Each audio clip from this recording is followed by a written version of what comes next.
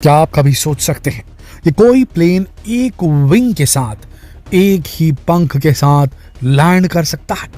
और लैंड कहना भी गलत होगा, ये तो क्रैश लैंडिंग हुई थी जिस प्लेन की कहानी हम आपको सुनाने वाले हैं।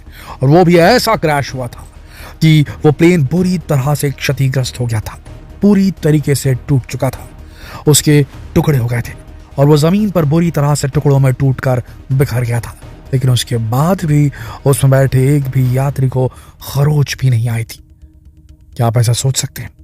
सोचना समझना छोड़ दीजिए, ये वीडियो देखिए और आप यकीन मानिए, बिलीव करने लगेंगे कि जाको राखे साया मार सके न कोई। उस समय प्लेन को उड़ान भरे केवल 25 सेकंड हुए थे, तभी पायलट ने कुछ अजीब तरह की आवाज सुनी। उन्होंने प्लेन में हो रही गड़बड़ को ठीक करने की कोशिश की, लेकिन कुछ नहीं हुआ। और फिर जब प्लेन आसमान में 3000 फीट की ऊंचाई पर था, तब प्लेन के दोनों इंजन फेल हो गए।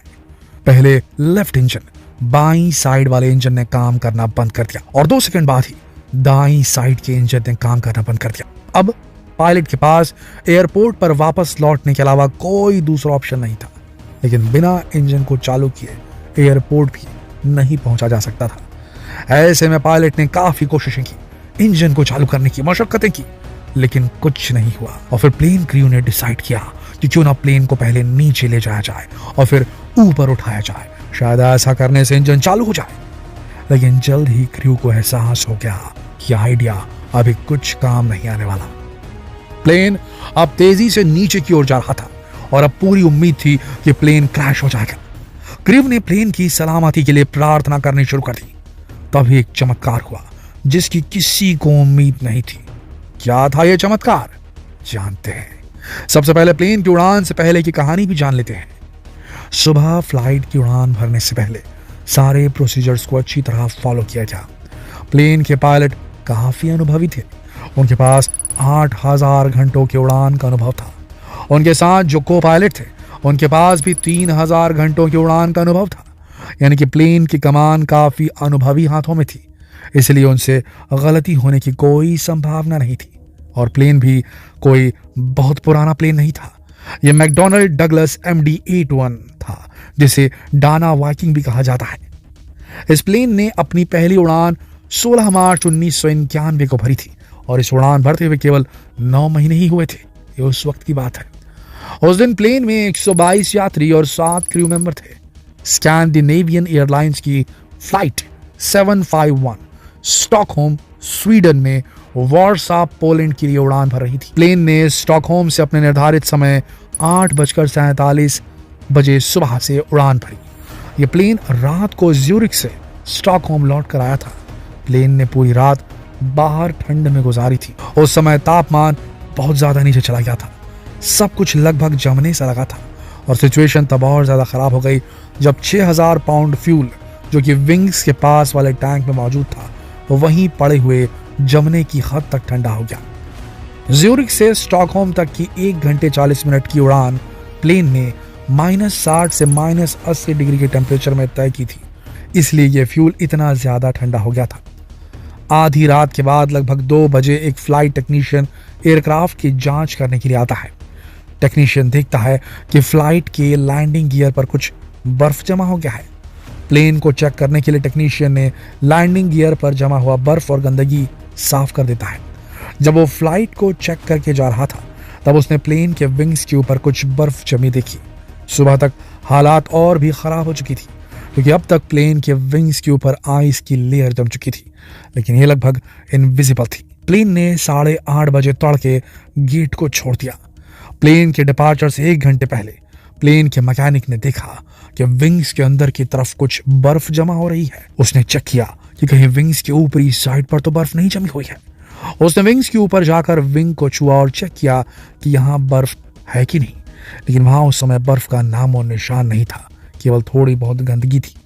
मैकेनिक ने एक बार फिर से सारी चीजों को चेक किया ताकि वो श्योर हो सके कि प्लेन उड़ान भरने के लिए बिल्कुल तैयार हो। उसने इंजन से लेकर प्लेन के हर भाग को चेक किया, लेकिन उसे कुछ भी अलग चीज नजर नहीं आई। इसके तुरंत बाद एयरपोर्ट मेंटेनेंस के एक व्यक्ति ने प्लेन के ऊपर से बर्फ को हटाने के लिए 220 गैलन से अधिक डी आइसिंग फ्यूल का यूज किया। ऐसा फ्यूल जो बर्फ में नहीं जमता। मैकेनिक ने प्लेन के कैप्टन से सलाह ली और कर्मचारियों को विंग्स के हिस्से के डी आइस करने का ऑर्डर दिया, लेकिन किसी ने वहां एक बार फिर से चेक नहीं किया। जब मैकेनिक ने पहले वहां बर्फ जमी देखी थी, उसने कैप्टन को कहा कि उन्होंने डी आइसिंग की प्रोसेस खत्म कर ली है और अब प्लेन उड़ान भरने के लिए तैयार है। पायलट ने उसे धन्यवाद दिया और प्री फ्लाइट प्रोसीजर्स को फॉलो किया।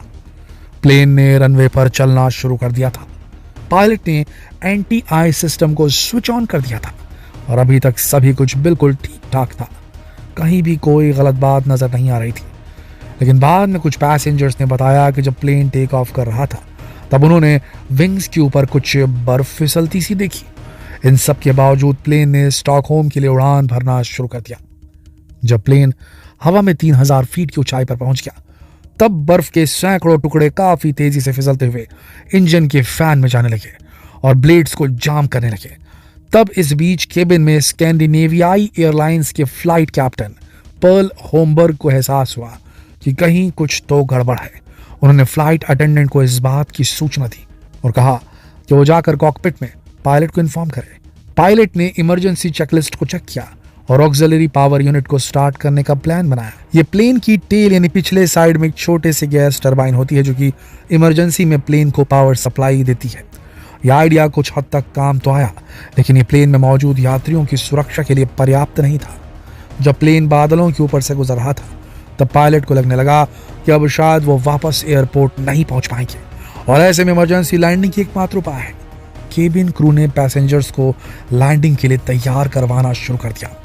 प्लेन के उत्तर में एक बड़ा फील्ड था, लेकिन कैप्टन को लगा कि उनके पास वहां तक पहुंचने का भी टाइम नहीं है।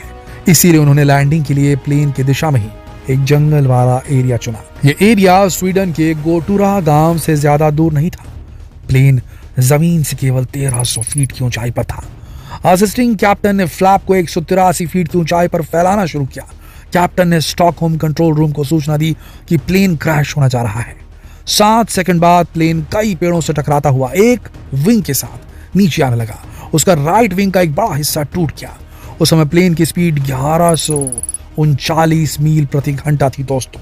कुछ देर बाद प्लेन का पिछला हिस्सा जमीन से टकरा गया और कई हिस्सों में टूट गया और प्लेन अभी भी जमीन पर तेज स्पीड से घसीटता हुआ जा रहा था और प्लेन लगभग 360 फीट तक घिसटता चला गया। कुछ आगे जाकर प्लेन का अगला हिस्सा भी जमीन से टकराकर टूट गया और प्लेन का फ्यूसेलाज भी 3 हिस्सों में टूट गया। लेकिन इतना सब हो जाने के बाद भी चमत्कारिक रूप से प्लेन में आग नहीं लगी। प्लेन कई हिस्सों में टूट चुका था। ऐसे में यकीन करना लगभग नामुमकिन है कि प्लेन में बैठे 129 के 129 यात्री पूरी तरह सुरक्षित थे। यह किसी चमत्कार से कम नहीं था। इसके लिए प्लेन के क्रू मेंबर और पायलट और कैप्टन की सूझबूझ भी जिम्मेदार थी, जिन्होंने बिना पैनिक किए इस सिचुएशन को अच्छी तरह संभाल लिया और यात्रियों को सही समय पर सही सलाह दी। दोस्तों, एक पल के लिए खुद को उस सिचुएशन में रखकर सोचिए कि उस समय प्लेन में बैठे यात्रियों की क्या हालत हुई होगी और अपने विचार हमें कमेंट सेक्शन में लिखकर जरूर बताएं। ये सत्य घटना थी। कैसा लगा आपको ये वीडियो हमें कमेंट सेक्शन में लिखकर जरूर बताएं। जितना हो सके इस वीडियो को, इस असली घटना की कहानी को शेयर करें फेसबुक पर, व्हाट्सएप पर, यूट्यूब पर। कल फिर मिलते हैं एक और दिलचस्प कहानी के साथ। तब तक के लिए आप सबका इस वीडियो के अंत तक बने रहने के लिए दिल से धन्यवाद।